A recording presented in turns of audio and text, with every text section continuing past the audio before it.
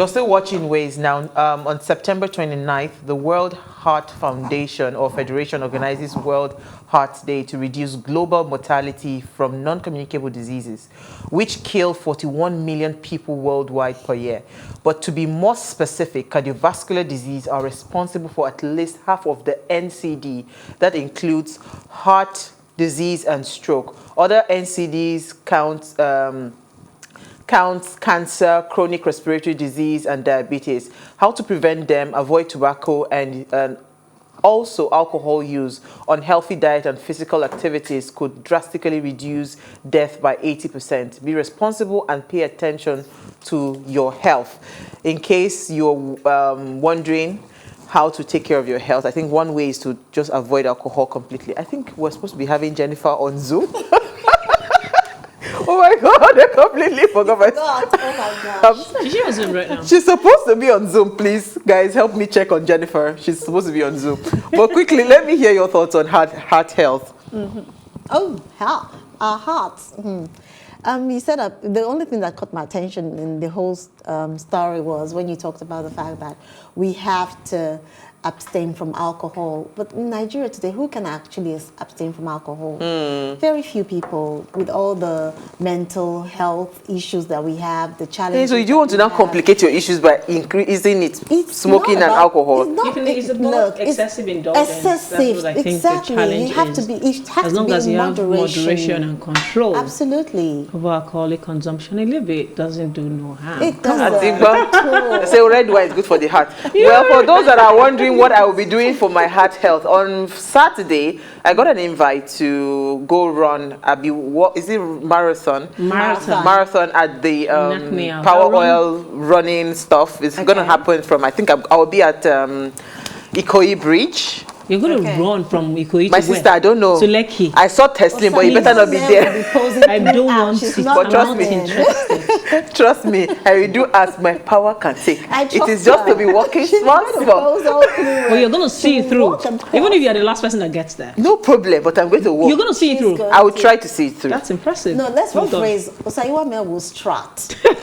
Now you sabi. And if you're looking for me on Saturday, she must take selfie. Hold on, I'll have to take selfie now. That's the whole idea. If you're looking for me on Saturday, I want to go and run at the Power Oil running whatever. So I was invited, so I want to go there and to try my luck. I've never done any marathon in my life. I will never try it. So in case you are around the corner, you can come and hang with us. I think I'm skinny enough. I would rather run on the spot on my treadmill and get my cardio work done and tell myself that I've shaved some calories than go and run on the road. Don't worry, I'll be fine. I'll be fine. Uti is coming along with me. Yeah, Uti is she's very fit for those kind of work. So, Isi, what did you find for us in the news? Okay, paternity. We're all used to seeing our mothers actually being going on maternity leaves. But in this case, we have our fathers going on paternity leave. I had a friend who actually had a baby, and what he said was, "Oh, my wife just gave birth to a baby boy. Oh, not to worry, daddy and baby boy are doing well." So no, that's interesting. So he was excited about it, not just about the fact that the wife had a baby. So the federal government has approved paternity leave for civil servants. What about us, public servants? Who gets to give us a paternity leave? Who? You can go on a paternity leave. So I think this was done by the federal government. The Vice President of Nigeria, Vice President Yemi Oshibanjo, on Wednesday, as he approved the paternity leave for federal civil servants in the country. I think they were allowed to go for about 2 weeks. Yes. Absolutely. How much is 2 weeks? I think 2 weeks is a bit too small. I think it's okay that men are available. They're not the most trying time. No. The most trying time for a nursing mother is the transition between pregnancy and childbirth. The first 1 month, the baby doesn't get used to the fact that it's outside of the womb. Yeah. And it can be a lot to deal with. Absolutely. You know, the one has just left the phase of carrying the pregnancy, going through labor, and then she has to contend with nights, wake up. And it's a lot. You know what I'm talking about. Absolutely. Or don't you?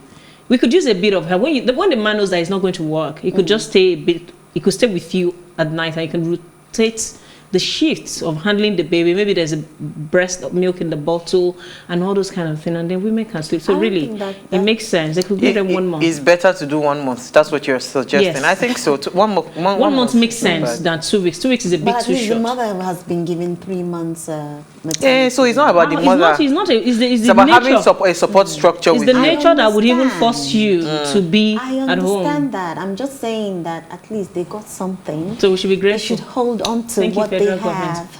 Exactly. And the reason is to give the father and the child A bonding time. A bonding time. Babies So don't I bond think- with anybody other than the mom. The only thing, even the baby's just bonding with the breast, not Really? even the mom. No, nah.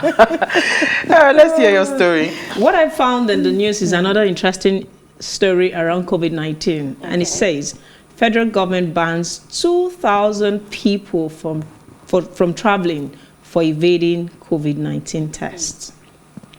It's interesting to find out that people actually avoid doing the test, and they self-generate results of a positive COVID-19 test and present it upon the arrival. Negative, you mean? Negative test, you mean? Negative, yes, negative, sorry. So, but now it seems there's been a lot of that going on, and the federal government has decided to clamp down on some people and make scapegoat out Who is of them. giving out The fake test? one. Exactly. You can And do how it are they in the computer authenticating school. it in the You first can do it place? in a computer school now. I reckon you can always use computer simulations and edit those things and get I it. understand that, but So for I don't them think it to be has able anything to do with hospitals. generate People it actually get it out.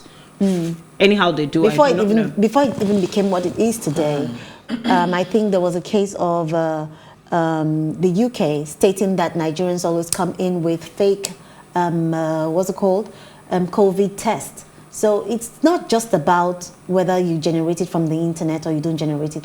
There is an official that is actually giving it out without actually doing the Your due research. diligence. So the hospitals that they get to present a fake COVID test from should actually get sanctioned Penalized, as well. yeah. Yes, because it's not just individual. Someone is actually aiding and abetting that process. Precisely. Oh yeah, they have to have an insider for you to have that test result. Absolutely. Right, so the sad story of, there was a viral video that went around of people where they saw armed men shooting at people. In fact, I couldn't watch that video. I can't still bring myself to watch it. But people that watched it, eventually news broke this morning that the person that was killed in that video was Professor Dora Akunyili, the late DG of NAFDAC. Wow. Her husband, Dr. Chike Akunyili. Yeah, he was the one that was killed amongst 7 other people that were killed. Where was that? This was in Onitsha. He was on his way from Onitsha, where he went to, he had gone, returning from a trip from Onitsha, where he had gone to obtain a posthumous award of excellence for his late wife, when he ran into the hoodlums at this particular place, Umpo, so where he was shot and killed. The hoodlums was gathered were chanting "No elections in Anambra" in November. Wow. This is really, really, really sad. Really sad. And in another news again, the Senate has asked our president, because yesterday we talked about why I took this story, because yesterday in our What's in the News, we just dedicated it towards insecurity, because we're talking about the security challenges, what had happened in Abuja, the Shite issues, the alerts that were given in Lagos and all of that. So imagine, and again, so it's actually a sad thing when you hear these kinds of things. And again, would I say that it's not coming close to home, because it's like It's already home. everywhere around you, people were kidnapped just on Admiralty here. This is where we take almost on a daily Every basis. day. So the Senate again in another news has told the president to declare bandits terrorists.